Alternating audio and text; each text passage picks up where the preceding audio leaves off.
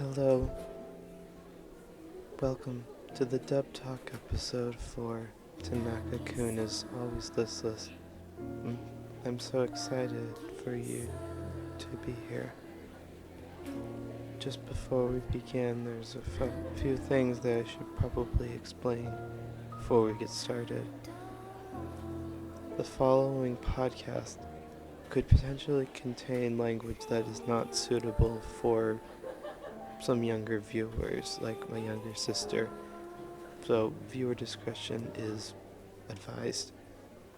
Also, we will most definitely be talking about spoilers for all anime being discussed, especially Tanaka-kun. So if you haven't finished a show that we're talking about, please be aware we might spoil it. We're very sorry about that. And finally, individuals speaking on the podcast have their own opinions that might not represent those of Dub Talk as a whole. So just know that all the opinions expressed are those of Dub Talk's individual participants, not Dub Talk as a whole. On with the show. Oh, right. Okay, I'm sorry, guys. I can't do that. No. Can't do tired. Can't do listless for very long. I tried. I really tried. So I can't do it anymore. All right. Hey, let's get on with the show, guys.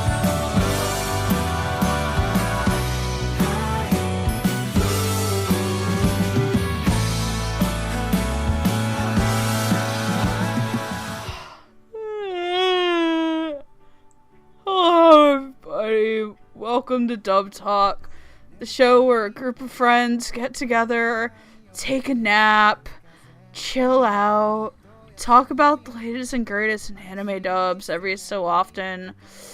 I'm Megan, and tonight I'm joined by Amon. Hello. It's a Justice. I'm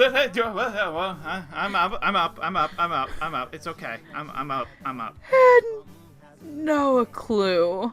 Okay, Master. So, I get it. In order to be listless, you've got to be really, really calm and really, really serene. I got it. Okay, so after drinking 15 cups of coffee today, I'm ready to do this. No, I'm up again. Okay, seriously. Alright, time to drop the act. Hi, guys. So tonight, I guess this is my birthday. Yay! Happy birthday, Master! Ron Howard voice. It wasn't actually her birthday the day of recording. It's a month off. But this is actually not even going up on my birthday. It's going up the day after because my birthday's on a Tuesday, so... Wait, hold on. Happy Thanksgiving, too, everybody. If it's not your birthday, that would make it your unbirthday. Alright, everybody. Happy birthday to you. Anyway, tonight we are talking about the 2018 release from Sentai Filmworks, a dub of the 2016 show Tanaka-kun is Always Listless, which can be described as the bromance between Ota and Tanaka.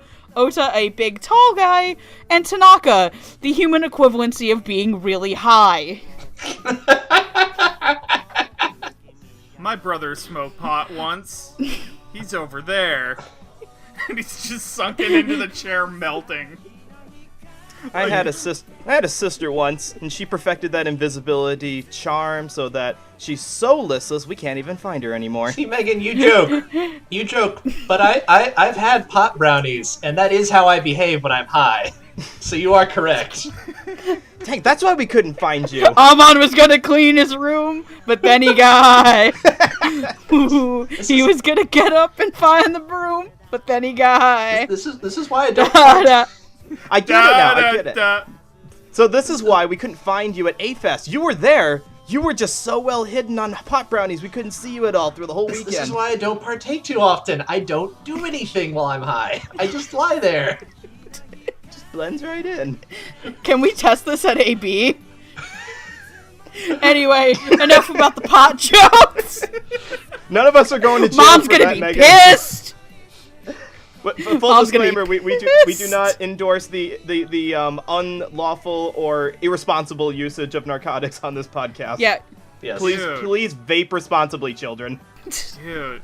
Please get high responsibly and legally. Do not hotbox a box in front of the Funimation Studios and claim that you're Space Battleship Yamato 2303. Dude, are we like in a classroom? That's a little too specific, Megan. I have a feeling that was based on a real event. No, but it was based off a previous episode, so... Please do not perform Harold and Kumar Go to Anime Expo. Anyway, so speaking of this show about listlessness... Listlessness? Tanaka-kun is a hard word. Tanaka-kun is tired as balls. Tanaka is basically a high school student who would rather spend his day napping, finding places to nap, and would actually try to kill the gods for messing with his naps, and gets around with the help of his pal Ota. Also, in the words of ProZD, oh, they fucking! Oh, they fucking. I think we got about 2 episodes in before we all turned to each other and said, oh, they fucking. I mean, Oda You got 2 carries him episodes? around like a sack of potatoes. You know something's going on. There are full. Oda would totally win the wife carrying contests. There are full scenes where Tanaka-kun actually like turns straight to the camera and almost says, "If I ever get married, I would want to have someone like Oda." Because this show knows what audience it's catering to. Doesn't Oda Ladies. like Tokyo Drift in one scene with Tanaka in his arms? Da-na-na-na-na, deja vu. Running I have been to in this place. the 90s. I have been to this place before. Guess what? It's time for the director. Aha, segue. Wait. Good segue. Wait, this show got a dub? No, that can't be right. This isn't a good show, but this doesn't seem like the kind of thing that would get an English dub. No. You must be mistaken. No, you do. This gets an English dub if Megan sits and whines at Sentai for an entire year in person at a con, going, "Hey, it's really nice that you guys decided to go and dub. Can you guys dub Tanaka-kun? I will legitimately buy the limited edition set if you make one." It all makes sense then. And then they did. Yes, that's the thing. So if anything, this is my fault. It wasn't even just a release; it was an LE as well. And not just any LE, the Behemoth limited edition. I think I will send the editor a picture of this if they don't have one themselves. This thing is so big. It comes with a hardcover art book guide for the show that has like episode notes from the Japanese director. It has like little 4-koma mangas from the original manga author in the back. It comes with song lyrics. It comes with character profiles. It comes with the Blu-ray, the DVD, the soundtrack, and it comes with a bunch of physical extras not limited to door hangs and a sleeping mask that is Tanaka's face. I feel like we should go. We should fully preface that we are in no way endorsed. We're just really big fans. Please, I love this show so much. By the way, for science, I figured out how many other Sentai Blu-rays you can fit in this box. Okay, How many? The answer is 8. The answer was 8. You can also That does put it in perspective. You can also fit in the first season and the season 2 part 1 of My Hero Academia in their boxes. Like, you don't have to take the DVDs out. You can also fit both seasons of free, and if you take the movies out of their box, those all as well. But anyway, back to what we were talking about, the director and the writer. Obviously, because this is a dub review, we are not going to be making any predictions. So, starting off, our director is one Mr. John Swayze. And our writer is Miss Marta Bechtel. Woo-hoo! John Swayze you will know as the director of Squid Girl Season 2, Ushio and Tora, as well as the dub cast of Review Starlight. Marta Bechtel has written series such as Tomoko Love Story. Okay, that's a movie. And also did the dub cast scripts for Devil's Line and Mr. Tonagawa. So, for tonight... This is a no Zawa zone. Oh. You are not allowed to Zawa until we're done. Okay. You can only Zawa young man, did you eat all your vegetables? Yes. That's a lie. That's a lie. I see 2 Brussels sprouts. No Dawazawa for you. So I guess we're gonna go in the order of, let's do Noah, Roots, Amon, then myself. So Noah, start us off. Sweet, absolutely. This show was something that I honestly knew about, but I had no intentions of checking it out until Megan asked me if I wanted to be on this episode, which turned out to be really good because this is one of the easiest shows to watch, at least for the shows that I've seen so far this year. And that's saying a lot, considering the fact that it's a show that kind of lends itself to potentially boring some people, just because it's very low-key and it's very lax. But it's in all the good ways. It kind of taps into that part of your brain where you're relaxing, enjoying it after sipping a cup of hot cocoa on a rainy Saturday afternoon. So how do you translate that into English with John Swasey and Marta doing their best? Because it's a show that could have lent itself to a whole lot of loose interpretive writing and trying to make the jokes funnier and poppier than they were in the original Japanese, but they didn't do that. They understood that the appeal of the show really was the lax atmosphere and the occasional spouts of silliness. Like, there's some scenes where the characters have, like, romantic misunderstandings with each other, and those could have been so over the top as to not be funny if adapted incorrectly in English. So for John and Marta's part here, I really had no problems with this. This is the kind of dub that didn't even feel like there was a Japanese portion to begin with, and that was great. Alright, Roots? Yeah, going off of what Noah was saying, I actually do really appreciate that they were a little bit tighter with their translation than most comedy dubs Sentai does these days. Like, they actually make some really good use of the translation notes that pop up every now and again. Like, I really like that it really kind of fit the slow pace of the show itself. It was never really a bust your gut laughing show, but more of a, you get sensible chuckles, like, multiple times throughout the show. And I really like how John Swasey and Marta Bechtel got sort of, how do I word this? Atmosphere? Yeah, like, it's a very slow-moving show that, to me, it was really hard to binge-watch. Like, it felt like the kind of show you sip, as opposed to, shotgunning it over the course of, like, 4 days. Now, have you ever watched Lucky Star? I have not. Okay.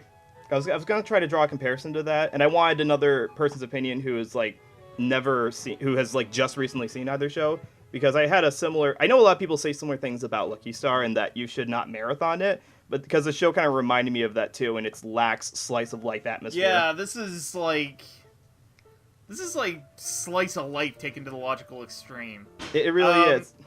Like, the casting was great, and we'll be getting to individual characters throughout the course of the show. The scripts really felt polished. And I gotta say, like, even the dub audio was mixed kind of mellow and quiet, and that was something I really appreciated out of the engineers and mixers for the show. But, like, even for the characters that weren't mellow and quiet themselves? Yeah, more or less. It's probably kind of aided by the music, too, because, like, they had, like, coffee house music playing in the background. It just kind of lulls you into the atmosphere. Yeah. Yeah, it's a really nice and pleasant show, and I'm really glad that atmosphere was reflected in the dub. Good job, John and Marta. All right, Amon? Yeah, I'm very much in agreement. One of the things I enjoyed about the show was it's very slow, not slow, but like it had a very calm, specific pace and a specific rhythm to its comedy, and I thought the dub did a very good job of capturing that. And I think, like Noah was saying, avoiding the urge to like try and punch up the jokes of the dialogue too much, because I know a lot of times when I think of Sentai type comedies, I feel like they're much more willing to be kind of loose and loud when it needs to be, and I liked how this one maintained like, no, this is the anime equivalent of a hot cup of chamomile tea on a wet day. And I thought it did a wonderful job of capturing that in the direction and the writing, and keeping that sort of slow, pleasant rhythm throughout, even during the more, air quotes here, manic portions of the show. It did I thought it just did a wonderful job maintaining that sense about it, where, it feels sleepy in a nice way. And I appreciated that. It's very what good. was the point of the show? The point of the show... The point of the show is just take your time, man. Just things will resolve themselves, and life is long, not as short as you think it is. I have So just okay. take your time. That comes off as a bit weird to me that this got greenlit for production because, Japan is a country that loves to emphasize, like hard work and fidelity to society. So imagine a whole country of nothing but Tanakas. I mean, Japan's also a country that is a small cottage industry based around getting coffee while petting cats. Okay, So, fair enough. Fair. Maybe this was the happy balance between... Noah. Yes. You know who also really likes this show? Everybody. Fujoshi. Well, Well, there wasn't... I don't know. There really wasn't that much, BL kind of baiting in the show, really. It's BL... It's... Okay, because it's like... It's like, why does free exist in the form that free exists? Well, like, because animating water. Free exists because women went...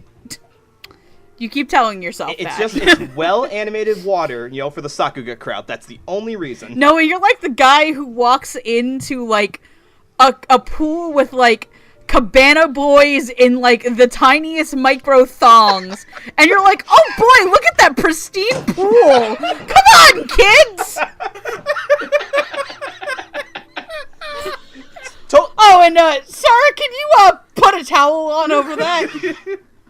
Look at that dive. How graceful.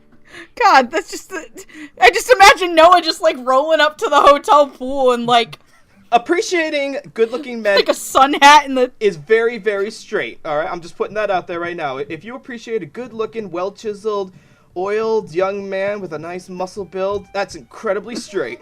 Anyway. Amon, are you good? I'm good. Okay, so I will admit that there is one reason, and one reason only, I watched the show in Japanese, and that's for the guy who... I totally watched this for Tanaka Seiyu because I love him. Are we gonna tell the story about the Twitter chat? About how you didn't know which Ono it was? Where I'm just... By the way, it's Kensho. So, the easiest way to tell is there are 3 Onos. They are respectively the last 3 Joestars as well. Which That's helps. hysterical. Daisuke is Jotaro, Yuki is Josuke, and Kensho is Giorno. So if you can imagine, Tanaka is played by the same guy who is a JoJo. No. So yeah, that's why I watched the show in the Japanese. I will say this though, I really do appreciate this, because I forgot how genuinely funny this show can be at times. And one of the things I really appreciate is that Marta Bechtel never made the show as a writer, go off the rails in the way other comedies tend to do. Because I think sometimes people see, oh, this is a comedy show or a slice of life show, and that's kind of the free reins for, it's time to be liberal. It's time to be more liberal with your script, which... sometimes it can work, because I'm not gonna lie, and this is gonna be a hot take that's probably gonna get my ass kicked on Reddit. Sometimes it's needed, because frankly, no one would have ever remembered My First Girlfriend is a Gal if it wasn't for the script of that show. I mean, you're not wrong there. But I really love some of the lines in this show where, if I can find a couple that I put down, because there are a lot of really good ones, I think one of the ones later on in the series, it's when, Tanaka is talking about, Ai-chan, when she brings him over to Oda's house, and he's like, thanks to this, I've had a sudden intervention into your character. You're a surprisingly good person, despite of how you look, and honestly, it's kind of ruining my fantasy of you. Can you please maintain some level of horribleness? And it's a lot of things like that the writing is very blunt and direct, and I like that for the show because sometimes it's obviously not a one-to-one translation, but it is faithful enough, and for certain characters, being very blunt about things is what the point of their character is, Tanaka especially. And then you have characters like Miyano, who are all over the place. The one thing I will say, and I don't know if this is on John a little bit, the pronunciation of one character to another, and that is Icon saying Miyano's name as Miauno. Like, everybody else was kind of saying it, like, one way, but then she was saying it another, and I didn't know if it's her giving the character a nickname. It felt like it to me. But I feel like because... Yeah, it felt more like because she equated her with super cuteness, so she was intentionally trying Yeah, that's what I was getting. Yeah, it wasn't... But the show itself never made that clear, so that's why I kind of was like, is that something that's from the original Japanese, which I haven't watched, unfortunately, like, since the show aired, which is almost 2 years ago now, which is a little over 2 years ago now, or is it her being... Or is it something in the dub to make her... this very gruff Yankee-looking girl seem to like cuter things. The one thing I will say though, and I'm happy Roots brought it up about the mixing of the show, is while I do appreciate it on a technical level to maintain the mood of the show, it's a little bit bad for when you're watching dubs and like sometimes you have to get up and you're unable to pause something, like because you're turning your head away for a second. And there are sometimes I missed certain lines. Like, I think I had to clarify it with the guys was, because again, I hadn't watched the show in a couple years, when they talk about how they knew a certain character was faking something because of the way that the mix was, and the character was already, I think they were already getting the actor to whisper kind of a lot of his lines. I missed what they were saying completely. And that's kind of a turn off for somebody who's just watching this casually, that if the mix is super soft, sometimes it kind of bites you in the ass, even if it's keeping the mood.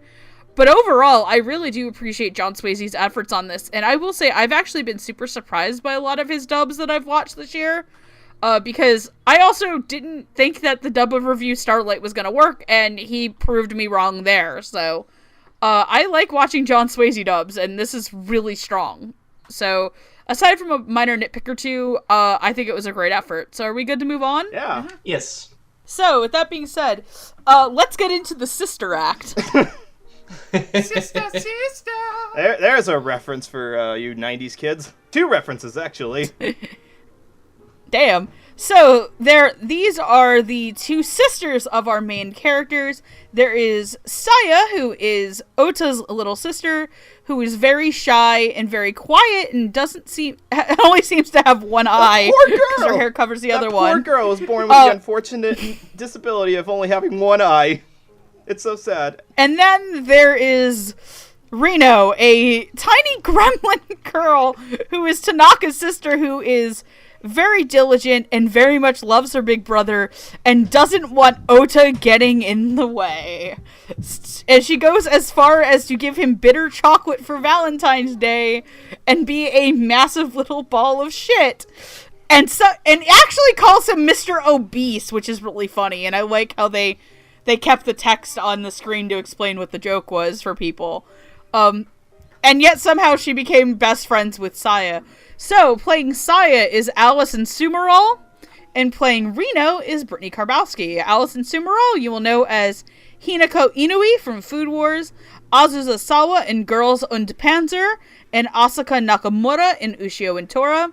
Brittany Karbowski will know as Ai Shindo in Beyond the Boundary, Kei Shindo in the EF franchise, and Karen Tendo in...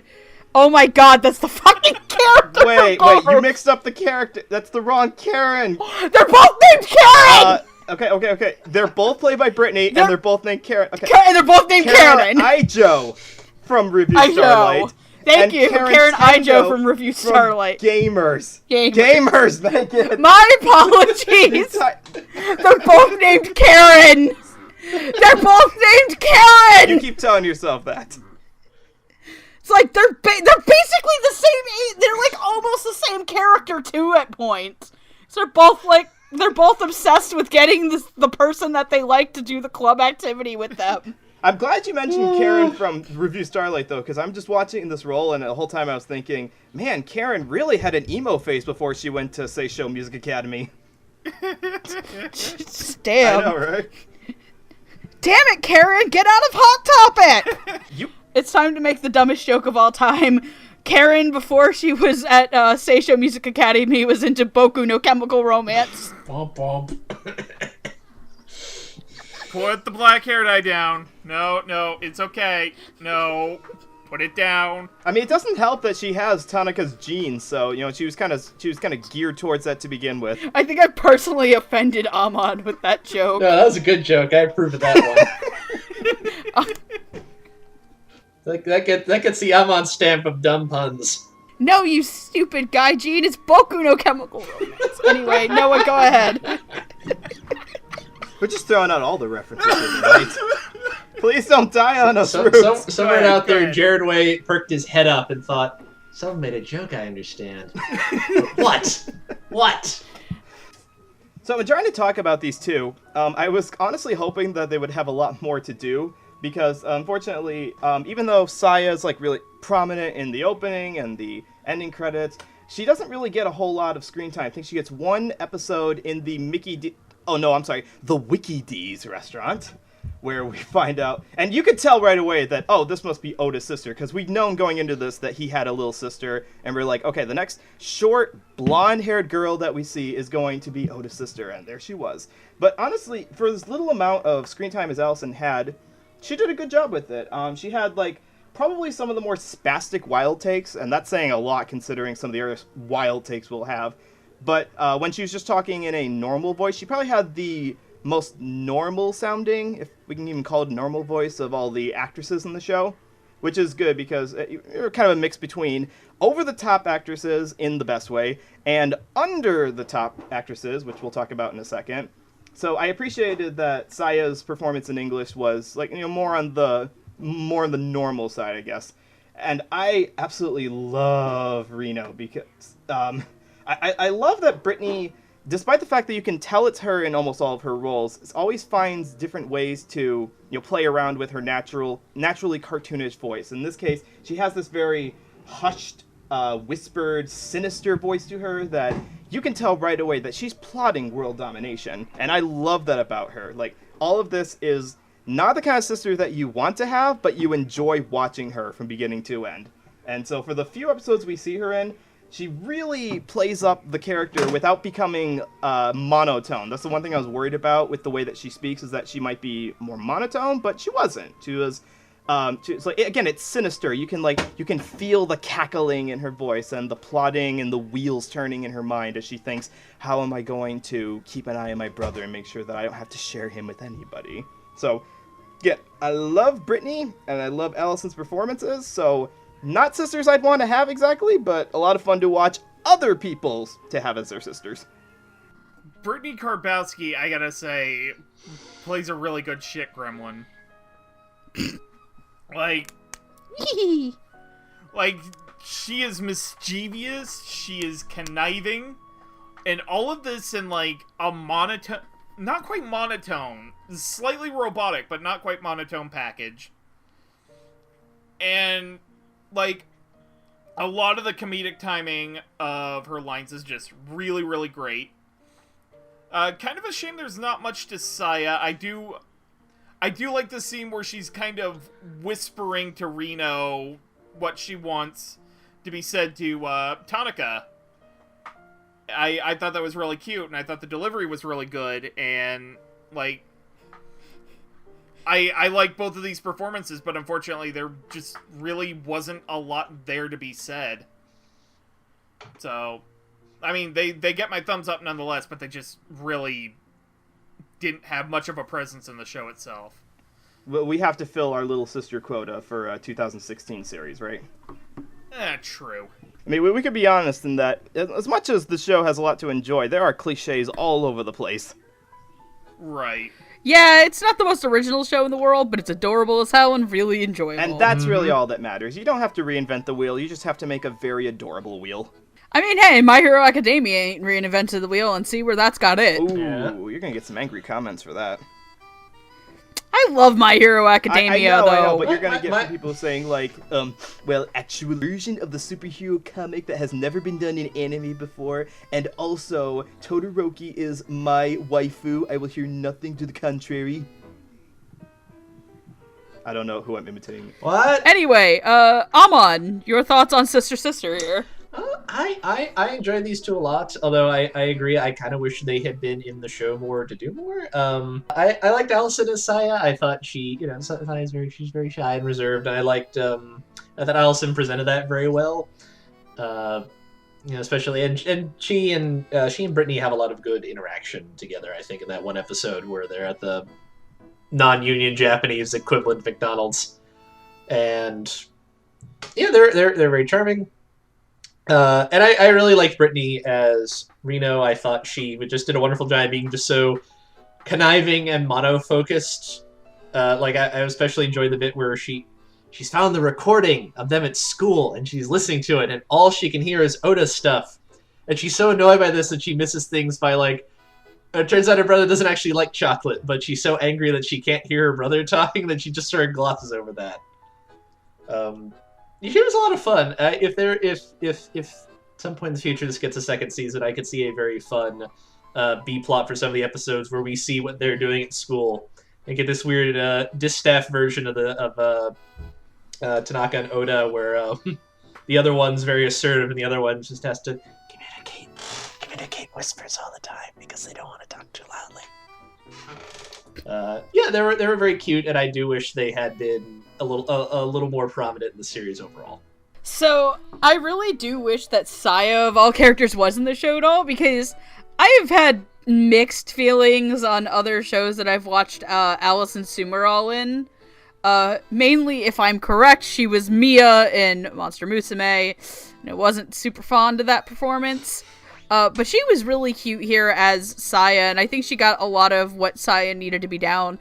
Brittany Karbowski as the shit gremlin, though. You can call her that. She's a little shit gremlin. She's a lovely little goth baby, and I want to take her Hot Topic shopping. Come on, Reno. We're gonna get you a new pair of trip pants. We're going to buy you a $300 pair of jeans that already have holes ripped in them. And a Ramones t-shirt. Oh, no, forget that. I'm getting a Sex Pistols shirt. She's like, little girl, that's gonna be like, you're gonna walk into the mall, it's like, sir, why is your daughter wearing a Sex Pistol shirt? She's not my daughter, she's my sister. You've made it American sister or Japanese sister? American sister or Japanese sister? American? You can go. Okay, can we get can we balance the two out and just get her a Fall Out Boys t-shirt? Close enough, sure, why not? But no, the thing I liked about Brittany Karbowski's performance was that it was probably the most mellow Brittany Karbowski character I've ever seen in my life. While at the same time just being the most bitter 13-year-old girl you've ever seen in your life. Because this bitch drinks her coffee black. That episode threw me off so much. It's like, Jesus Christ, what are you planning your 401k after school, Brittany? It's not gross, it's delicious. Well, didn't she, she retched at the end Yeah, of the she ended up admitting the coffee was gross and stuff. She intentionally kept it black because she wanted to get Oda's reaction to see how his taste buds actually work. And I love the little pop-up on the screen that said, as he's drinking it black and he's like, delicious! And the pop-up goes, he usually adds 3 sugars to his coffee. To be fair, one of my other favorite Oda line moments in the show is, I think it's in the festival episode where Tanaka goes, "Hey Oda, this shaved ice stall has unlimited syrups and flavors," and his immediate reaction is to yell, "There is a god," and run down the slope, which explains a lot about Oda. I mean, I'm gonna admit, I'm the kind of guy who adds a splash of coffee to creamer, so... I like my sugar with coffee and cream. I'm just I'm just imagining Roots getting one of those, those 2 giant gallon Coffee Mate creamers that people get? I do get those. Mm-hmm. I'm just imagining Roots just putting a little bit of coffee in there and just chugging it. Morning, And chuck everybody. this straight into my veins. this isn't the character I thought that Brittany Karbowski would actually be playing in this show. When I heard that she was in it, and I was just like, oh, really? Like, she is... I would have actually... I'm very happy she is this. Because I actually would have seen her as being, Shiraishi. Oh, the, really? one of the other older girls. Okay. I felt like she could have worked there as well, but I'm happy she's not, because I really like her as Rinko, because she is just, like... She just always, like, whenever it comes to Oda, one of the things that I like about her performance is it feels like she's clenching her teeth and saying everything. Mm-hmm. Like, why is he here? Oh, hey, hi, Tanaka. Why is Oda here? And, like, I think one of my favorite interactions in the show is, oh, obese, what? Oh, I'm sorry, I'm really bad with names. And then she calls him Mr. Obese again later. Because, like, I think Japanese Oda's pun. name can be the word for fat in Japan, so, and I liked how they kept the pun in there with her character. But overall, I do wish they were both in the series more. That being said, are we ready to move on to the more, one of the more testosterone-filled segments of our, show tonight? Certainly. Wait, I believe there's testosterone in this show? there's so Okay, much. I'm gonna pull out my book for something about Oda, and you guys are gonna be amazed. Oh boy. No, hold on. I will get to it when we talk about Oda. Okay. Yes, let's... In this very manly show, where it is perfectly acceptable to want a tall, manly man to be your wife, I think we should move on to talking about some men. So we are going to talk about the two least awesome men in this show. That being Shimura and Kato. They can just be described as those two guys in Tanaka's class. Wait, I got this. Okay, Megan, you've seen Lucky Star before, right? Yeah. Okay, there's one scene where a couple of the characters show up and they're like, that's so like her. What does she think we are, the background characters?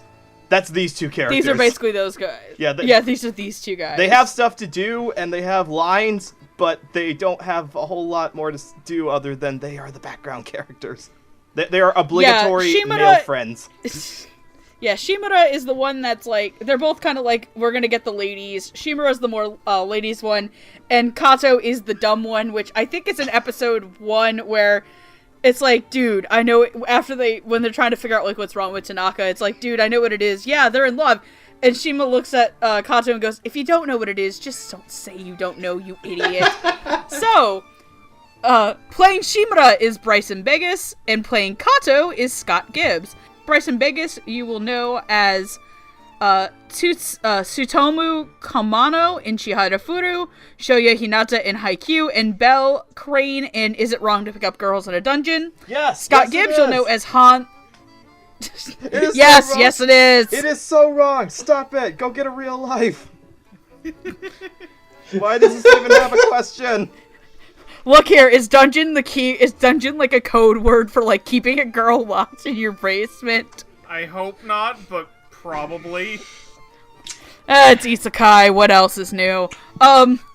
Scott Gibbs you'll know as Johannes Hans Kleinman in Devil's Line, Sora in No Game No Life, in Shinpachi Nagara and Hakuoki. Scott Gibbs will also remember half of this podcast for cleaning house at that high dive panel once upon a time. We got to meet him. He's a very nice guy. This is true. That's where Roots won the I'm going to jail mat. Oh, the infamous tale of the jail mat. The jail mat, which we will not tell tonight, but you'll hear it one day. I'm assuming this was all at Anime Boston, right? Right. Yes. Yeah, okay, fine. I'll tell it really quickly. Basically, we went to a panel called High Dive Game Night. While there, they were basically describing shows on their library with clues, to which our entire row, they stopped. They're like, you guys are banned from playing after a while, because we knew everything in their library. And, eventually we would win prizes, so eventually Roots got his turn, and he went up, and they gave him a playmat, which is for, like, card games, like Magic and all that stuff. So when Roots opened the mat, it was a no game, no life mat that was God. underage jailbait girls in skeevy outfits. Mm-hmm. And, like, one of them had, like, a pair of panties in her mouth. Like, this was... Yeah. Like, this thing was raunchy. and I just look at everybody and I hold it up and I'm just like, I'm going to jail. Jail.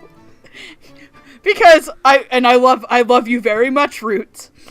Roots is the last person appearance-wise who should ever be walking around with jailbait material. Yes, no, that's okay. You can say that. This is true. Andrew is second on that list. Anyway, so those two guys, Noah, take it away. So ever since the glory days of the key visual novels, it's been required for all shows like this to have additional male friends, because you can't have just one gender. You know, you got to diversify a little bit here. And in these two characters, we get, I guess we get a little bit of variety in terms of what else high schoolers are stereotypically supposed to be like. You know, they're not so bright, they're very interested in girls, but they're also good pals with each other, which is kind of a saving grace on these two, because both of them are good pals and they will help each other out. And in doing so, they stop from being just like, they're not just there to make Tanaka and Ota look better, they're there to, round out the classroom a little bit more. In terms of performances, Bryson's is the glasses character, so of course he's going to be given a bit of a slightly higher pitch with heavier emphasis on syllables to make him sound more nerdy stereotypically, which actually isn't such a bad thing. It gives a little more flavor and it makes him sound different than all the other male characters. So by contrast, Scott Gibbs' Kato is a lot, is a bit of a more hyperactive voice and is very excited and peppy and keeps it loose. He's actually the one who, in listening to it, I think sounded the least like he was in a booth. Like, he sounded the least like he was on a microphone and acting. He sounded like they just let Scott Gibbs loose in the recording booth and let him go to town. Just let him have some fun.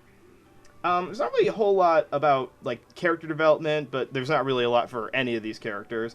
But they fill out their roles well, and, again, they made me forget that there is a Japanese dub for this to begin with, which is, like, the number 3 thing you should be able to do in an English dub. So, good on Bryson, good on Scott. They were good other guys. I saw Shimura and Kato as basically the Greek chorus of the show. They were relaying, like, minor bits of details about the characters to the audience, and they were basically there to provide a little bit of exposition, be a little bit funny doing it, but mainly flesh out this class. And Bryson and Scott both gave very good performances. Unfortunately, the characters just, by design, are meant to more or less blend into the background. So I really don't have particularly strong opinions either way on either of them. But in all, I thought they did a pretty good job. Yeah, I feel like I'm in agreement with that. I didn't find them, like... They certainly weren't interchangeable performances by any measure. I thought both Bryson and Scott did a wonderful job, but the characters, just as they're written, they're those two guys. And they comment on things, and they help fill out crowd scenes, and so on. But writing-wise, I would be lying if I didn't say they blended together a little bit in my memory. It's just kind of the buddies. Which one is which? I don't know. Whoever is necessary for the joke to work. But in that capacity, I thought both of them did a wonderful job. They were good comedic foils. And you get wonderful things like that bit in the first episode where it's like, if you don't know what the answer is, don't say anything. They were not given. They fell into that trap of just playing characters that don't necessarily give them a lot to work with as actors. But I thought they did a very admirable job with what they had to work with, and I enjoyed them a lot. Thumbs up. That is a good point to bring out. Like, the best actors are the ones who can, like, bring something out of nothing. Yeah, it's like, I'm, like, right now just about finished editing Mr. Tonegawa as of recording, and that's sort of like Yamazaki and Simon Saburo, so... Mm-hmm. Because at least 2 other people on this episode are going to remember that conversation. Yeah, no, I have to definitely agree about Bryson and Scott's Shimura and Kato. I actually thought they were the reverse when I was watching the show of actor to character. I actually thought that Bryson would be the more kind of upbeat and kind of dopey Kato and Scott Gibbs would be kind of the more ladies' man, laid-back Shimura. And I was thinking in my head, like, have I ever heard Bryson play this type of character? And then I remembered I watched some of Darling in the Franxx. I wish I hadn't. It happens. But no, those... But, who am I kidding? Bryson's one of the best parts of that dub, so I can't be too bad.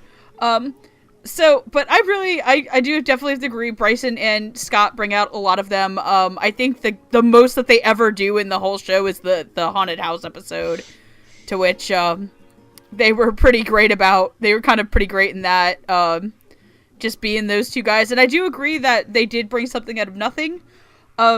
Noah, were you saying that Shimura kind of has a little bit more of a nerdier voice?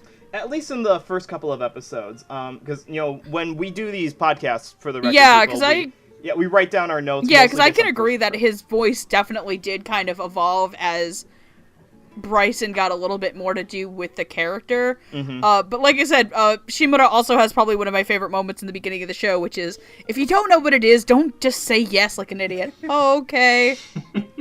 And I like that they never went out of their way to make Kato sound, like, super stupid in his voice, like, giving him, like, the stereotypical, like, oh, okay, I'm the dumb guy voice. Mm-hmm. I don't know why my dumb guy voice kind of defaults to Kermit, so... My voice gives me super strength.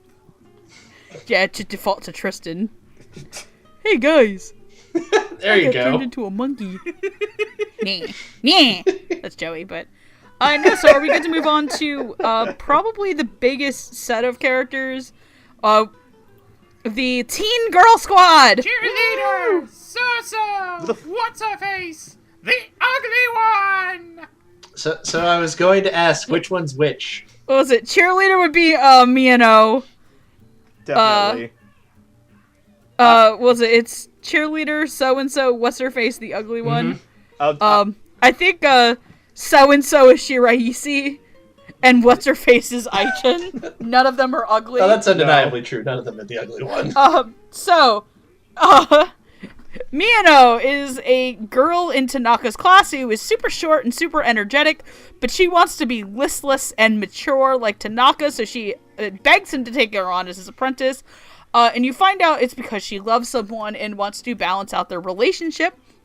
The person that she wants to balance out is Aichin, a thug, Yankee-looking girl who wears a long skirt, has pierced ears, and is also Ota's childhood best friend and next-door neighbor. She loves cute things, and mostly Miyano. Also, they're lesbians! Oh, lesbians! Harold, they're in lesbians.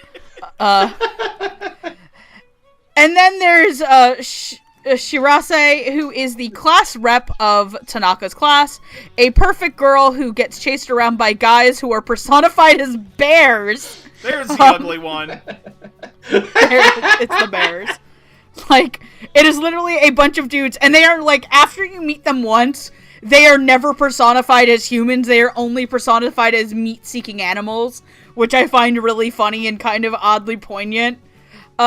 But you find out that Shiraishi is not as perfect as she thinks. It's all an act because she was lonely in middle school and decided to make herself perfect. But as Tanaka says, if you shine too brightly, no, you cannot let anybody in. And she eventually becomes the token heterosexual of the cast and falls in love with Tanaka. But she has a hard time getting close to him, which also results in probably one of my, like, favorite moments in the show that Miyano isn't as dumb as she looks, and she just texts, she's like, oh, let's all exchange emails to each other, and she just sends to her, I'm rooting for you, girl, and she's like, what the hell? So, playing Miyano is Monica Rial. Playing Ichizen is Lucy Christian, and playing Shirase is Stephanie Whittles. Monica Rial, if you live under a rock, plays characters such as Mitsuki Nase in Beyond the Boundary, Yuko Amasawa in Den-O Coil, and Yu Kashima in Monthly Girls Nozaki-kun. Lucy Christian, if you also live under a rock, is characters such as Nagisa Furukawa in Clannad. Noah's gonna hate me for this line. She is Tsukasa Taira in Devil's Line, and Tenzing in The Tibetan Dog. Stephanie Whittles is Megumi Sakura in School Live. she's Toka Toto in Chivalry of a Failed Knight, and this is going to be important later. She is Irina Nakari, or is it Nakiri or Nakari? I think it looks like Nakiri. It's Nakiri. Okay. Okay. Yeah. She is Irina Nakiri in Food Wars. That is important for later on. Put a pin in that, So, audience. Noah, talk about the Teen Girl Squad. Oh, absolutely. This is where most of my notes were. So if you've gotten this far in this episode and you thought, well, they haven't said too much yet, this is where all the notes are going to go. So we'll try to keep this interesting. By the way, if you've gotten this far in the episode, the key word is macaroons. So if you put that in the comments, we'll know that you got this far. So speaking of macaroons, let's talk about Miss Macaroon, shall we? Because, yeah, Shiraishi is, Stephanie Whittles is one of those actresses that can kind of go back and forth in terms of favorability depending on what kind of role you give her. In stuff like School Live, she's unnaturally sweet and adorable, and in this, she seems to even turn that up even more in this show, because I definitely heard in the show some of her voice from her teacher in that one, and it sounded like she just turned up the sweetness even more. And even when she goes into her quote-unquote normal persona, where she puts on the glasses and puts her hair up like a Teletubby, she still keeps that pitch, which is kind of a hard thing for some actresses to do. You know, she still sounds like the character, depending on, regardless of what side she goes on. As for Miyano is... I'd be biased if I didn't say that she was my favorite, because she's incredibly fun to watch. As someone who was also a short high schooler who had an ample amount of energy. Oh, who are we kidding? I still have an ample amount of energy. She's a lot of fun to watch in terms of just someone who wants to be more lax. That actually caught me as really profound in a show like this, because high schoolers seem to go through that phase where you're trying to kind of like change who you are to be more of the person that you want to be, and that's what she's doing in the show. At least for like one episode. After that, she just defaults back to, I'm a spastic, over-the-top ball of cute energy, and I can't even be scary in a haunted house, and I'm okay with that. And really, Monica is perfect for that. I've got nothing but good things to say about that. She's all her usual hyper-enthusiasm. Like, you could tell from the first line, that's Monica doing a Monica role.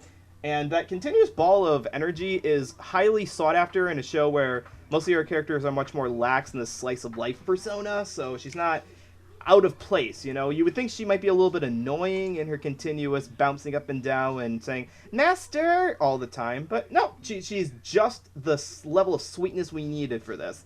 And to couch out the sweetness, oh my god, Lucy Christian can do everything under the sun, it seems, because her Aichizen is something that I don't think I've heard her quite do before, except in one other show. Have you all seen a little show called Azumangadaioh? Yes. No. Oh, we need to change that, because in Azumangadaioh, Lucy plays the character of Miss Yukari, who is the teacher who is basically a big kid. And that is really what she's doing it in this show, too. She's doing the, she's trying to be tough, she's trying to be that gangster persona, but really she's just a big ball of fluff on the inside. And her voice, like, if you've listened to Clan Ad, you're used to Lucy doing her Nagisa voice, which is much more moe, much more cutesy. And if you've heard her in stuff that lets her put on more of an adult voice, like maybe as a Banana in Review Starlight, that's also a different kind of voice. This one's kind of like in between the two of them, and she kind of retains that same pitch regardless of if she's going to her cutesy phase or if she's going into the I'm seriously pissed off phase, which she does really well. Like, she's actually intimidating in some portions of it where she's trying to be tough. So yeah, this is a well-rounded group of teen girls that each of them sound different from each other. I'm trying to think of like negative things to say, like they should have done this or they should have done that. But really, for the 4-coma gag manga style that all three of them are part of in this show, they're really good. They're really fun to listen to. And once again, they make me forget that there even was a Japanese audio track to begin with, because they just sound so iconic for their characters.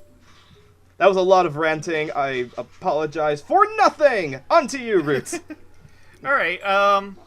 let's start from the list and go down. Monica Rial's Miyano. Monica Rial is just naturally a big old ball of energy, and she transfers that well into the character. I kind of like how she starts out with the with her switch all the way up to 11 on the energy, and as the show progresses, it slowly gets dialed down, but not by much. Just to the point where it's barely noticeable. And she's sort of getting a more mature grasp on, like, being peppy and energetic and, like, being okay with that. Like, I really appreciate that out of the character, and Monica Rial did a really great job. Lucy Christian's Echizen. I really like Lucy Christian's, like, ball of angry. Just, like, being ready to smack some sense into people, but really she's just, like, gentle. Like, I really like the gag in one of the middle episodes where she's walking with Tanaka down the street, and then this big old thug is just like, I'm here to give you what I owe you. And it looks like he's about to punch her, but then he just drops like a 10,000 yen bill or something into her hand. And he's just like, yeah, you really saved my bacon back there. Thank you. Like, that was really funny. I also like the scenes where she's doting over Miyano and, like, the cute little pet names they give each other, and, like, they're totally in lesbians with one another. Like, it's just cute and sweet, and I swear to God, if anybody eludes Miyano, I'm coming to your house, kicking your front door down, Twisted Sister style, and playing an electric guitar terribly. But wrapping things up, Stephanie Whittles as Shirase. I'm sorry, that's just an image that none of us are gonna get out of our head now. I'm enjoying. Oh yeah, baby, time to elude Miyano. Bitch, it's the police. This is the police. I'm enjoying this image of Put your Roots. Put your hands up. I'm sorry, wait, there's a more urgent call. What do you mean the guy on Apple Street is looting Kana? Stephanie Whittles is Shirase. Like Noah was alluding to, I really like that there were two very distinct sides to her personality, and they had their own unique inflections and little quirks to them, and I really like the fact that Stephanie was able to keep those two more or less distinct. Like, I would imagine that's really hard to do as an actor, and, like, pulling it off as well as she did, that's really impressive. God, what was the episode I really liked with her? I want to say it was the festival. She's hanging out with everybody, but then she's also not able to actually go to the festival with them because she's already going with another group. And, oh, you know what? Actually, the last episode, I would say, is even better, where, like, she's trying to get Tanaka's attention on, like, the day everybody switches their desks around, and, like, that sort of dotingness. Like, I really like that, and she did a really good job. All three actresses did a really great job. Thumbs up. God, I have the opening stuck in my... I think the ending... The opening is, like, really chill shit, and then the ending is just like... Da, da, da, da, da, da, I know! I really like the music on the show. Like, I meant to comment about it, but is it me or did anybody else get Animal Crossing vibes? A little bit, Yes. I meant to open this up. I meant to say that before. But by the way, one of the things I really like about the guidebook of this thing is it has character profiles, and it asks for all the way to the girls, and all the girls say no. And Reno's is, did you say something? Welcome back. Amon, your thoughts? Yes.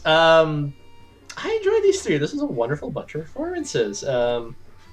start off, Monaco was just delightful as Miyano. She is just a perfect little ball of overly excited energy. And just, especially during the periods where she's like, I'm going to be just as listless as Tanaka. And she's trying so hard to be listless and going about it in just the wrong way. And it's just so adorable, because it's like, you're trying so hard to the point... I'm gonna be listless by doing this Pablo Escobar level of cocaine! I'm gonna be uncomfortable levels of lethargic. Oh! It's just, it's so... I'm sorry. No, Now I'm just imagining Miyano doing a line of coke. What? No. Didn't we just talk about this? No. We're not looting her. We're just having her do profane acts. No. This is like, it's the scene in... I just said! Somewhere out there is someone getting a tattoo of Miyano doing, like, a line of cocaine, but instead of, like, a Coke straw, she's doing it, like, through a Pixie Stick straw or something. No. It's not. It's the scene from Scarface where Al Pacino just puts his face in the pile of cocaine and inhales deeply. Nosedive. It's just got the stupidest, happiest grin on Well, her now that I face. made the internet hate me. Hey, you got any of that plutonium Nyborg left? Amon gets I like that, how we've probably. I like how we've had single-handedly weed and cocaine jokes tonight. Who are we putting on Molly? That's for the after party rave. Tanaka-kun's rave. It's literally everybody just laying on the floor. I can see that everyone's passed out on the floor, but with like giant strobe lights still going in the background. Like, not even the DJ's playing any music. He's just He's just no, it's at the turntables. Oh boy. No, he's on the turntables, just like spinning very slowly. It's just Tanaka like sleeping on the turntable. Yeah. I love this ride. The record's This is making good. my arms move, and this isn't comfortable. But we'll get to that a little later. Oh Jesus Christ! Amon, I'm sorry to It's alright. hijack your thing with coke. It's alright. It happens. Monica's just delightful. And I particularly like her when she's interacting with with Lucy as Ichizen, because they're so adorable. They have no business being a couple together, but they're so cute. I'm almost offended. How dare you two be so adorable? And Lucy's great playing this tough delinquent character, but by far my favorite part of that is the one where Miyano's given her a bunch of cookies which she can't bring herself to eat because they're too cute, and Miyano gets mad at her because she thinks There is no heterosexual explanation for this. Look, this is something I meant to check and never got around to in the Japanese. Is at one point Miyano calls Ichizen. She says, "I love her," and I meant to go back and see what form of love are you using? But really, when you get down to it, it's no, they're clearly dating. There's no other explanation for any of this behavior. But yeah, no, the best part is and she's just completely at a loss to know how to. She's completely thwarted by this adorable girl who is half her size, and it's just oh, this is sort of cute, but also you poor sap. and then of course you get the buff dude cookies at the end because she doesn't mind eating buff dudes. Oh, I forgot She about buff dude those. cookies. The CGI buff dude cookie. They Were are- those they are- cookies, or was that just molded chocolate? No, it was Valentine's chocolate. That's right, it was chocolate. But just that whole episode leading up to that, just absolutely beautiful. They're a delightful pair. They're great. And Stephine was wonderful also as Shiraishi. I also thought she did a wonderful job of capturing the two sides of Shiraishi, where initially she's like, I'm the prim and proper class president, I know what I'm doing, and so on. And it's I don't want to put this much effort into it. This is exhausting. I'm gonna put my hair up and put my sweatpants on, and no one will come in here. Yeah, nothing about this can go wrong. And she did a great plan. A great plan. But yeah, no, she was just a lot of fun playing this, like, character who's, like, trying to be very serious, even though she doesn't necessarily want to. And then learns to accept that, which is nice. And watching her moon over Tanaka is also just entertaining, because, like, I don't think anything's going to come of that. Even if he didn't have a boyfriend, I feel like romance is too exhausting for Tanaka.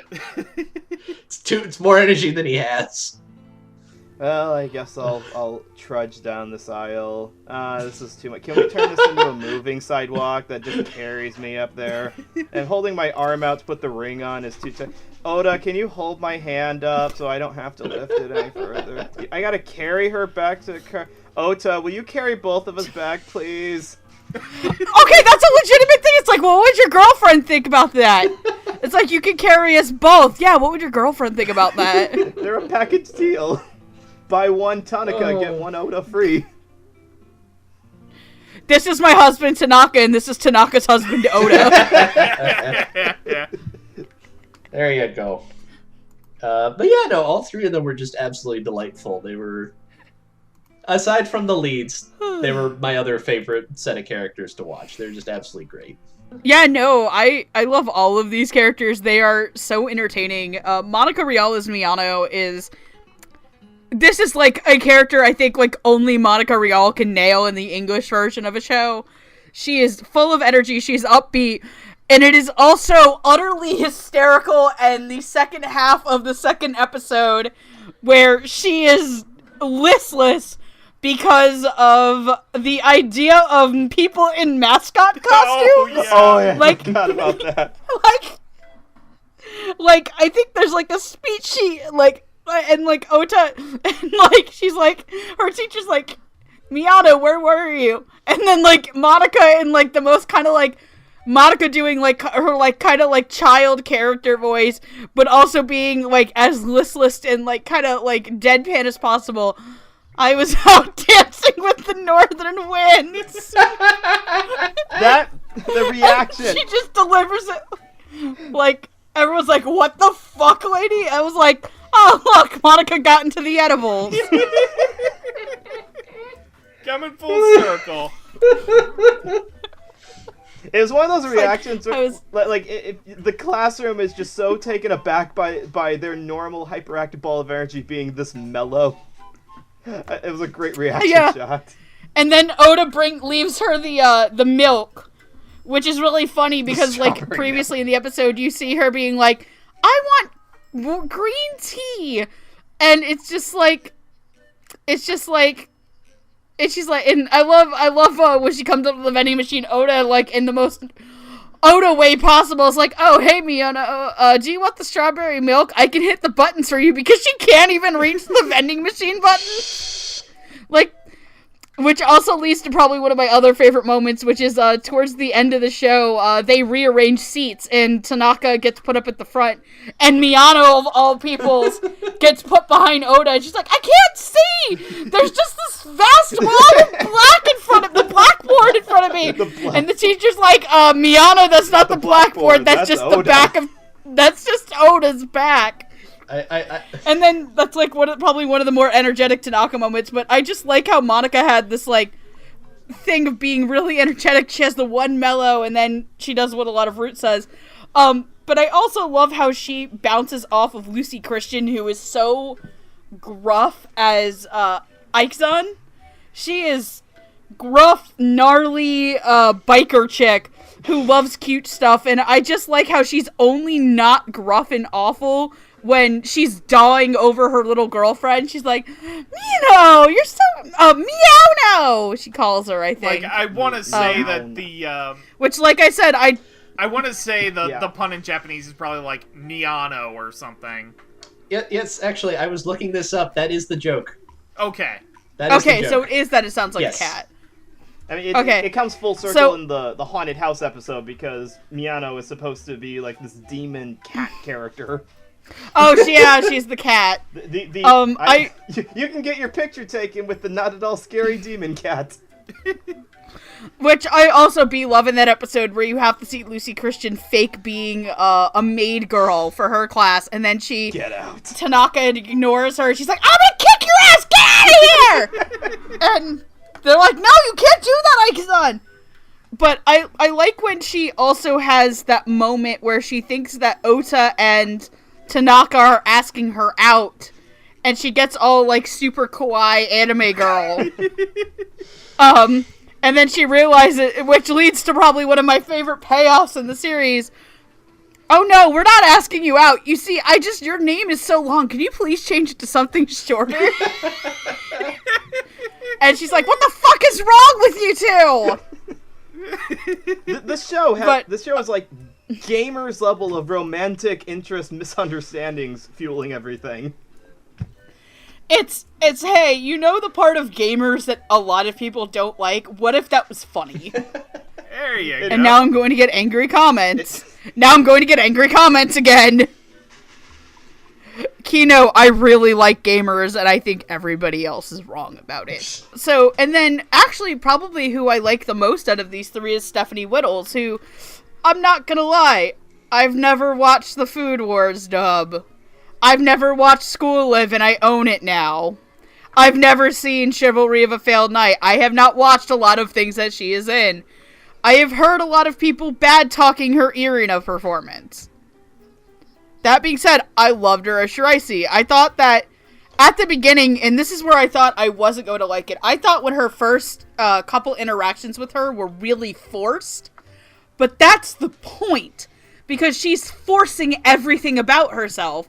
And I love the second that she flips the switch back to being a little, like, she kind of goes full Umaru, that she was perfect, that she was, like, I just like the idea, she's like, "God," I think the line in it that got me the most is, "God, why is my skirt so short? How does anybody find this practical?" And she's just, like, unrolling her school skirt, and I just loved every second of it, and I loved her flustered noises, I loved her kind of coming to the realization that she is in love with Tanaka, unfortunately, and that he is a moron and will never notice her. I like her. I like everything about this character, and a lot of this character is just really real, especially about the parts about maintaining appearances for people, and then being more relaxed when she can just literally take off her pants. So, I agree with what a lot of people said here, and I have nothing more to reiterate. So, are we ready to get down on one meet and meet the parents? I mean, Wait. the main characters? I just wanted to point one thing. I wanted to say one thing about Miyano's character. Okay, you know that one bit in the episode where they get all excited because of half-off donuts? I'm just imagining, okay, let's do the scene from Scarface, but instead of cocaine, it's powdered sugar. Just throws her face in donut sugar. God. Alright, I'm good now. Actually want to do that. I would actually want to do that myself, so. Just throw I yourself want in to the get Publix chocolate bakery. wasted. They don't have good, like, Publix donuts are, like, my least favorite thing from their bakery. Oh so. God, we've got Frosties and Holy Donut up here. Oh my God, they're so good. Oh God. So, Are you guys our getting the main lead- munchies? I want some Tim Hortons. Unfortunately, I can't just run down to Frosties and get donuts because they're only open from like 5 a.m. to like 8. Boo. And they always sell out of their stuff too, so that's always fun. Well, where's a stoner supposed to get their baked goods? We can't all go to Drunken Donuts. Come on, man, have some standards. This said no God, Denny's. that place is a mythological. Do you want a Grand Slamwich? I think you want a Grand Slamwich. I will thank all 5 of you who know what that's a reference from. Yeah. Anyway, so our last 2 characters are our 2 leads. Ota, a big, tall, caring man who everyone should admire and marry. I think one of my other favorite lines of any background character of the show is, "Who is that boy? I want to adopt him." Ota is, I want to bring this up. Ota is strong as fuck, by the way. Oh God, the man is swole. He can run. Yeah, the man is a swole motherfucker. I'd like to point out that according to his character bio, he is 6 foot even. Okay. Oh, he's as tall as I am. Jesus. Yeah, so about mine and Amon's height. And he weighs about 159 pounds. His best friend slash boyfriend slash classmate is Tanaka, a listless young man who wants to spend his days lazing away in the proper way possible. I would like to note this out, that Tanaka is 5'6", so Tanaka's a little taller than I am. Damn. But one of the things I would like to note, that at various points of this show, you see Tanaka being carried by Oda as Oda is full sprinting up the stairs. Yeah, this is... I'd like to point out that Tanaka weighs just over 100 pounds. Like, this is... Just flopping about in the breeze. And this is like a full-on, like, potato sack carry, too. Yeah, Tanaka is, like I just said, 106 pounds. That's right, Oda is strong enough to carry a grown 5'6", 106-pound man up the stairs. With one arm. F-arm. With one arm. And Tokyo Drift. So obviously at Sentai Filmworks, they needed the strongest man they could, so they got Andrew Love. And when you think of Tanaka, you think of the sexiest voice you can at Sentai Filmworks. So we got Blake Shepard. So, Andrew Love, you will know his characters such as Akio Furukawa in Clannad, Takeo Goda in My Love Story, and Sentaro Kawabuchi in Kids on the Slope. Blake Shepard, you will know his characters such as Iki in Amnesia, Laito Sakamaki in Diabolic Lovers, just for you, Gigi. And remember how I said Stephanie Whittle's character was in love with Tanaka? Mm-hmm. It's funny because Tanaka is played by the same person who plays Selma Yukihara in Food Wars. I see. Oh. Haha! So Noah, go ahead and start us off. So, Megan, you mentioned something about this is like a Fujo's favorite kind of show, right? Mm-hmm. Would these two characters happen to be the reason why? Yes. Well, in that case, I guess we better get two actors who are really appealing male voices. And in this, we've got a really well-balanced group because Andrew's Ota is... It's a lower voice, but it's still genteel. It's the kind of lower young male voice that honestly I can see a lot of girls getting very excited for. And I like the fact that you would think that he would try to be like super contrasting to Tanaka by being like much more energized, but no, he's actually pretty mellow too. He's got this nice what's what I'm looking for here? It's like he's not himself listless. It's just he's very serious about things. You know, he takes things straight from point A to point B in his acting, to the point that I think he's he's gonna probably be a very good husband someday. And Andrew's performance of that is to the point that it's not grating, and it's continuously funny in scenes where that kind of deadpan humor can be a miss if you're not a really good comedic actor as well, but Andrew pulls it off continuously throughout the show, so good on Ota. And Blake Shepard, oh my goodness, okay, this is a voice that was just dying to be gotten wrong, just absolutely dying for someone to screw up, because voice acting, a lot of people who get into voice acting will continuously say that they wanted to get into it because they wanted to do, fun roles, over-the-top roles that are like part of cartoon character kind of sounding. This is like the antithesis of that. This is a character who has to continuously sound engaging while being on the verge of falling asleep. This is a flat-out narcoleptic role. I give props to Blake. He did a really good job. I think his secret, his trick to pulling that off was he ovulates the voice with the pitch by making it go up and down when he's speaking, almost like a lullaby or like a storybook narrator voice, so that even when he's saying lines that ask to be spoken in a flat voice, he still has a voice that is engaging with his thought process, like where he's talking about how he wishes the entire world was in a way so that everyone didn't have to work hard and everyone could just relax all of the time. It's never boring. It's always engaging, and he's almost got like this Zen philosophy mentality to him. He thinks very hard about being listless. He's like super passionate about being lazy, which is kind of a contradiction in and of itself. But and as I was saying about some of their characters, they made me forget that there was even a Japanese track to begin with, just by being really good in English. Like, no, at no point did I really want to switch over to the Japanese to get the Japanese archetypes. These guys filled their archetypal roles really well, and to the point that I honestly think that if I was so inclined, I could watch another 12 episodes of the show if they wanted to make it 2 core. So wait, you would take a nap if they made it 2 cores? No, I'm saying I would watch 2 cores of these guys again. Like I already mentioned that this reminded me of, hell Lucky yeah. Star a bit, and that was a 2-core show that I actually enjoyed. Like, I didn't get bored with that show. This is the kind of show that's so mellow and so inviting in its mellowness that you could watch like 2 more seasons of this show. Damn straight. But of course I've got the huge backlog that I don't need more extra shows to watch. I've got so much on my plate, man! You have no idea. I just downloaded the I Disney do. Now app. No, I mean, no, you've got all of your anime. I've got all of your anime and all of your cartoons in one giant backlog that will never get finished.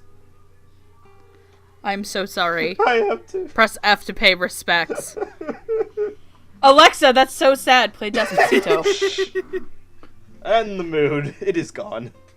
The mood. She is gone. When the mood was found dead in Miami with the Aiko incarnation dub.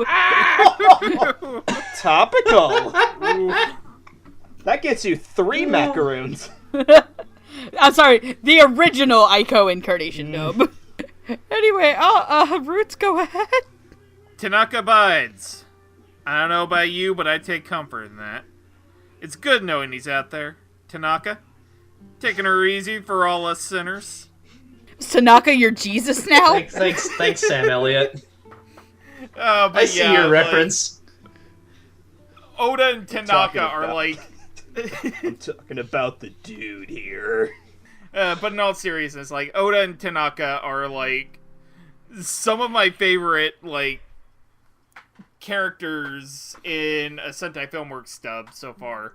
Oda gets some of the best comebacks in the series, too. Like, just out of nowhere. Like, there was the line about shaved ice that we mentioned earlier with the, there is a god.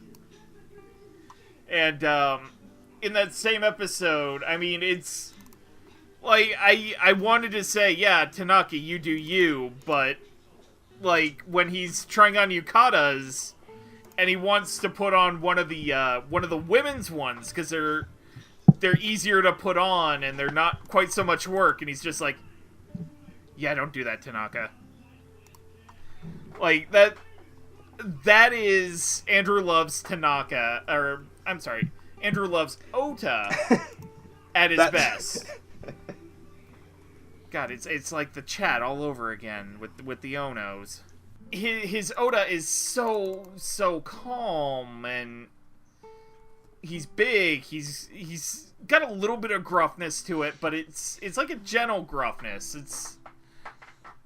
It's lumberjack gruffness, I guess, would be the term. Like, he's a good dude, and he takes care of Tanaka. Like, they're good buddies, and Blake Shepard's Tanaka. Like, I really like Blake Shepard's Tanaka. I had mentioned this in the group chat for the episode, but it almost kind of has a little bit of a Tina Belcher vibe, where it's just that ultimate level of chill. And it's slow, it's kind of whispery, but not quite, and like he just delivers his lines in this beautiful deadpan throughout the show. Even when his emotions are heightened, it's just very slightly bringing it up, and like that was I really liked it, and the both of them like did a really good job. I'll have a little bit more in final thoughts, but yeah, they both did really, really well with their roles. Yeah, these two are absolutely great. I'll start with Andrew. Andrew was really fun as Oda. As you noted, Oda's just a big, strong dude, even though he's a teenager. And Andrew, it's gonna sound dumb, but like Andrew sounds like a good piece of wood, not in a flat way, but just like a good, sturdy, reliable thing. He just has that very much to me. Do you want to reword that because you said he sounded like a big, strong piece of wood? Oh, that is bad, isn't it?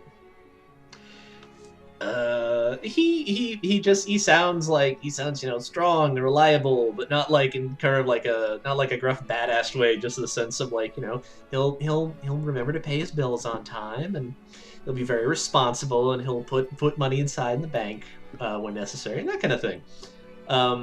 It's just this very like nice, warm, strong tone that he brings to Oda, which often I find just helps make like a lot of Oda's. He's not quite the straight man to Tanaka, but he's the more serious of the two, I guess. And he'll just say something completely absurd in just the most straight-faced way, and it's just delightful. And Andrew Love's performance just really brings that out for me. I love the bit with the shaved ice, for example. He was just delightful to listen to. He's just, it's just such a nice voice. It's just nice to listen to him. And Blake is also just so good. He brings you buy him as somebody who's listless, and his performance never devolves into feeling flat or like, I don't know, like too quiet, I guess. Like, it's always the right level of, bringing, he has that lack of energy, but it never becomes boring to listen to him. And he just sells it so well. A highlight for me, I think, is just the whole episode where it's raining. And Tanaka just keeps trying to find ways to not get rained on. Eventually peaking with me with him just standing outside. It's like, if I stand outside in the rain long enough, maybe I'll evolve a force field to make the rain stay off me. And it's just like, oh, Tanaka, you live in your own strange little world that we only get to visit sometimes. It's a magical place there. Blake, he's just so good. He's just so good at that. That is such a performance that I feel like you could have very easily. It could have been done very, very badly, I think, without a lot of trouble, just because of what the character requires. And I thought Blake played it so very well. Like I'm with Noah. I could easily watch like another core of this.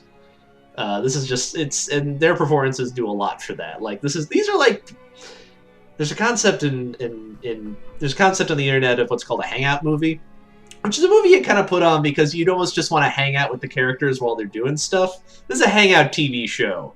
I'd be happy to watch these characters just do whatever for the rest of the time, and it feels like it would be an absolute delight.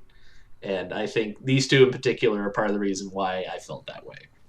Thumbs up for both of them. They were really good. I really, really enjoyed the two of these guys, and I didn't know at first how Andrew Love was going to work, mostly because the last really big, comedic thing that, I had watched Andrew Love be the lead role in was My Love Story, where Takeo is 100% over the top all day, every day. And he is also another big dude, deep voice guy. But Oda is so also kind of mellow and laid back himself and goes with the flow. And I like that he didn't have... Andrew Love never yelled as a character unless it was over something sweet, which he loves, or if something bad was going to happen, or if he had to like grab Tanaka and pull him out of the way. And I love that his delivery was very much like, oh, well, this is my life now. I'm happily married at the age of like 16 to another man. And I think to me, one of my all-time favorite deliveries in the show is when Tanaka goes to the store and they think that his sister wants pancakes. And as Tanaka's walking away, Oda's standing there and is like, so is this a sense of accomplishment parents feel after their child does something right? This is a nice feeling. It's such a shame I'm feeling it 10 years too early. And I just thought his delivery for, like, stuff like that. And I think, to me, one of the other funniest moments in the show, and it's probably one of my other favorite things that Andrew Loves does, is that you find out that Oda is terrified of ghosts. And they do the stereotypical The Ring joke. And Andrew just lets out this shriek of terror before Oda faints. And it's just so good. And the thing that I like is that he was very much... You could tell he was very much a kindred spirit with Blake Shepard's Tanaka, but he was never the same level as Blake Shepard's Tanaka. Blake Shepard's Tanaka barely either, like, 100% of his, like, a combination of his lines were delivered in whispers, snide comments, or just very, very much like, I'm gonna take a nap right here voice. And I love that, which is, like... To talk about our wonderful friend Gigi, to her, Blake Shepard is the king of Sentai sex appeal. Like, I mean, this is the guy whose character in Amnesia stood outside of a girl's balcony drunk screaming at her. And, you know, pinned a girl up against a tomb in a sewer and drank her blood. I've watched strange things with Blake Shepard in them. I'm not sorry. I have so many questions. But I love... Okay, you've watched Amnesia. Yes, but I haven't watched Diabolic Lovers. Yeah, and you don't need to. Are you sure? Because you're making me kind of want to now. Listen here, if you want to add if you want to add a dumpster fire to your backlog, go ahead. Diabolic Lovers is one of my guilty pleasure shows. But no, I really like that Blake was always kind of very mellow, and I like how matter-of-fact and very blunt his delivery is. Because you could say, like, can you please stop being, like, can you please keep some level of awfulness to you? And then there's, you're ruining my delusions if you please keep your level of awfulness to your, so that I can, like, the way that he delivers things as Tanaka is very much, like, you can, like Noah said, this is a role very much waiting to go wrong. This is a role in a show that he is the linchpin. The show is about Tanaka's listlessness. Even though Oda is very much the audience's way into this world, it all does hinge on Tanaka's performance not cocking it up. And I think that Blake nailed it.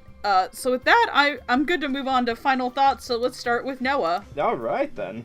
Because I'm glad that we get to talk about the philosophy of this show now, because I went into this, like I said, with Megan asking me if I wanted to be on this episode, and I didn't quite know what the point of the show was at first, and they even point this out in one episode, Tanaka is not the kind of character who should be the lead.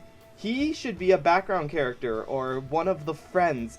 No show should have him as the lead character, the apathetic utilitarianist who wants to do the least amount of work to get by, and yet they made a show out of it. And you definitely were right, Amon, about how this was a hangout kind of show, because that sort of super slice of life show, like to the point that there's no magical elements going on, there's no shonen powers, it's a slice of a world of characters that you kind of would like to hang out with a little bit. Like, you just enjoy their company, you enjoy the music, you enjoy the atmosphere, and you enjoy their slightly wacky escapades. So with all of that, you need a lot of actors who are really chummy with each other.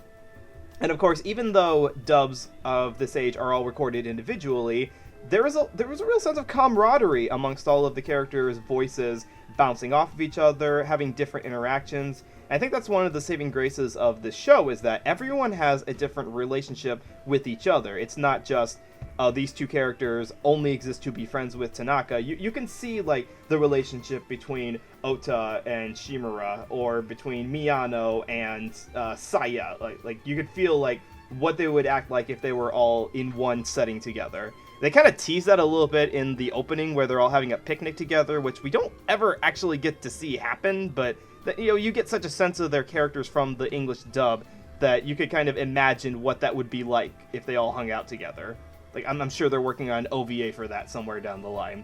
So, yeah, for something that I had no idea what to expect going into it, and coming out of it very quickly, like, I think I started this a couple days ago, and easily blitzed through all 12 episodes of it.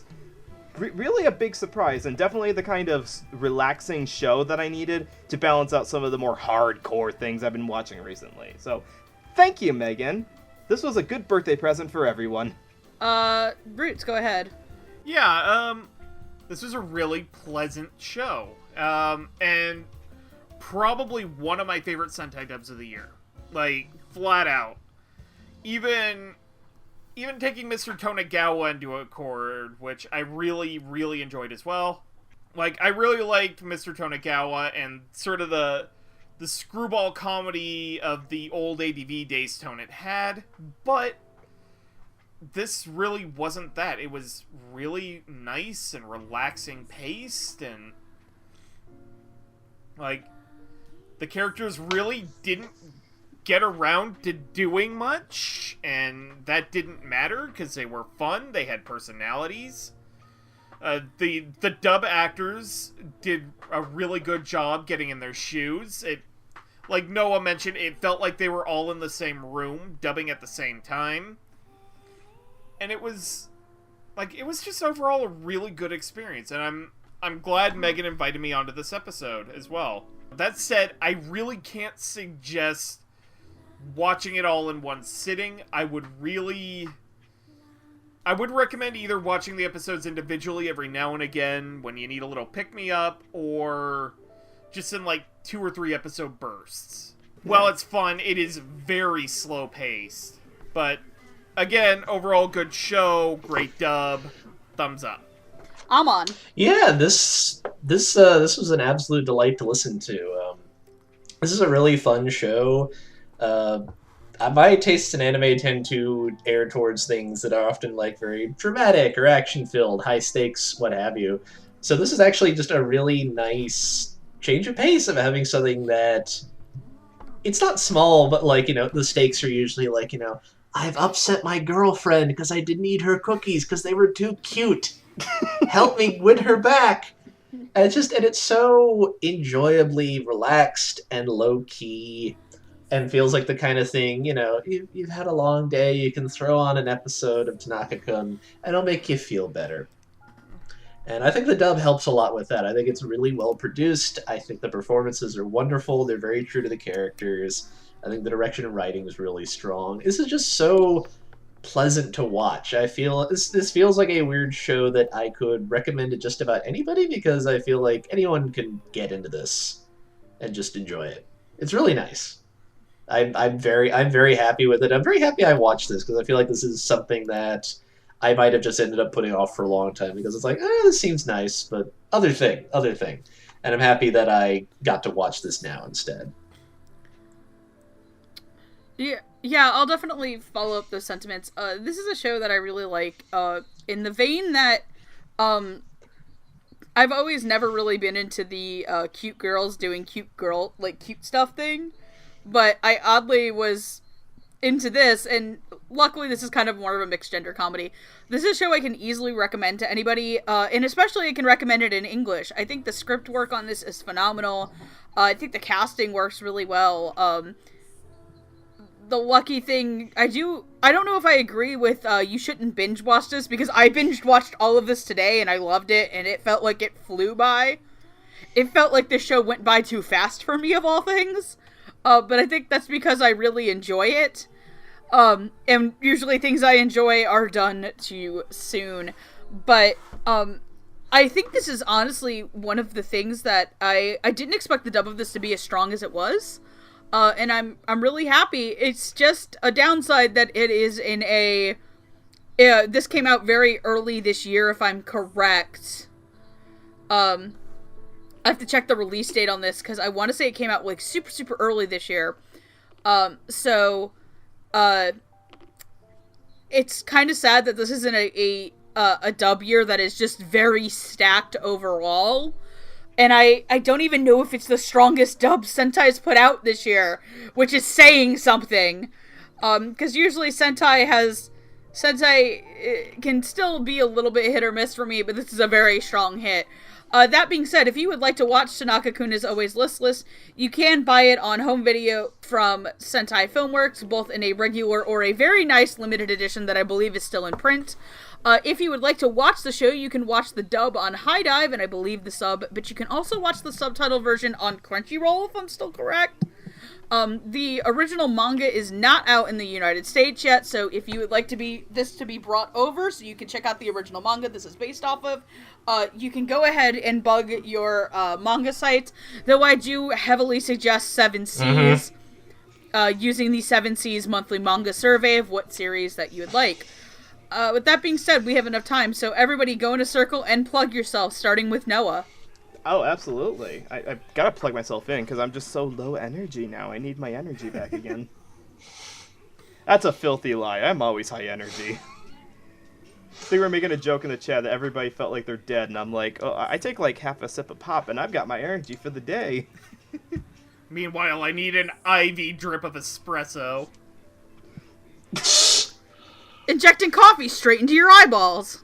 I was questioning this show, like, to get off topic, I was questioning whether or not coffee existed in this universe because I felt like Tanaka really needs some coffee in him. But they even counter that because he's drinking pitch black coffee in one episode, and it seems to do nothing. Absolutely nothing. So the guy's You hear that, Starbucks? No one can affect Tanaka. He is your god. He will not be brought back to life by your venti cinnamon pumpkin lattes. None. Where was I? I was talking about plugging myself.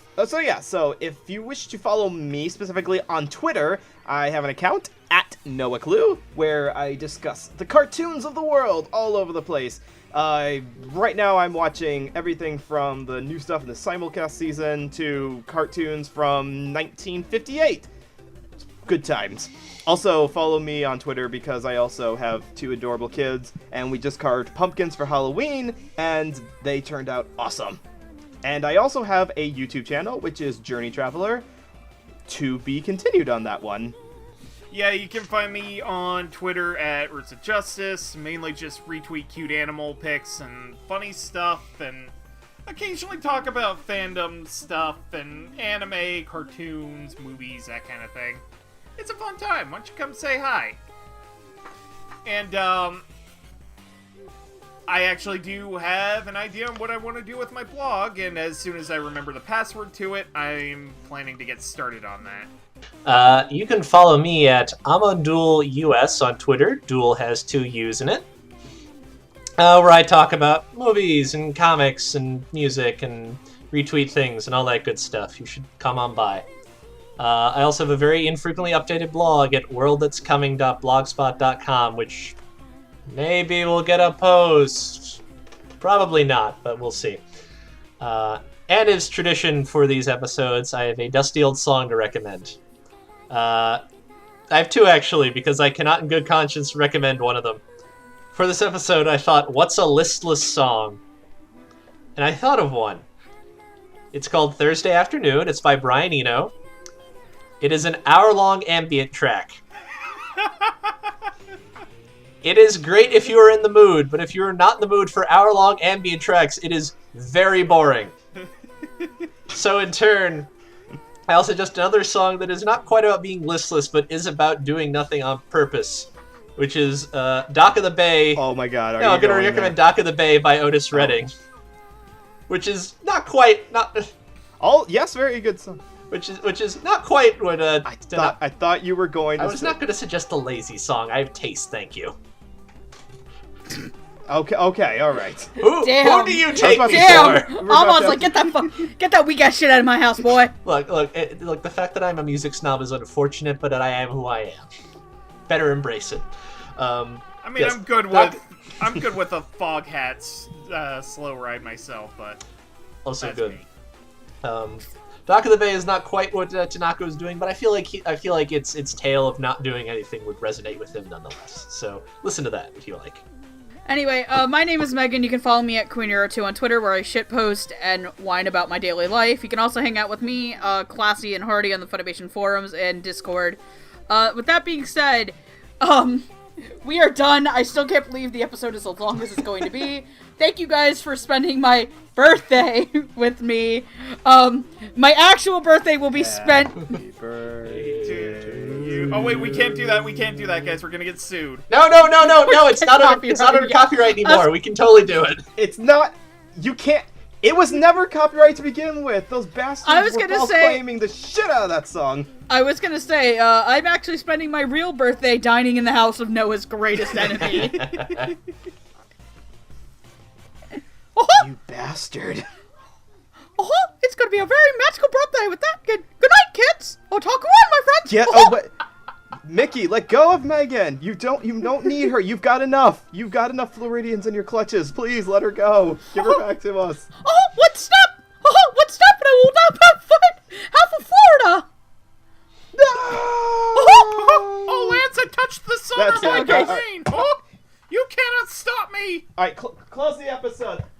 I am getting in a car and I am driving my ass to Florida right now. All right, finish this episode up. Goodbye, everybody. Have a good night. Where's my car keys?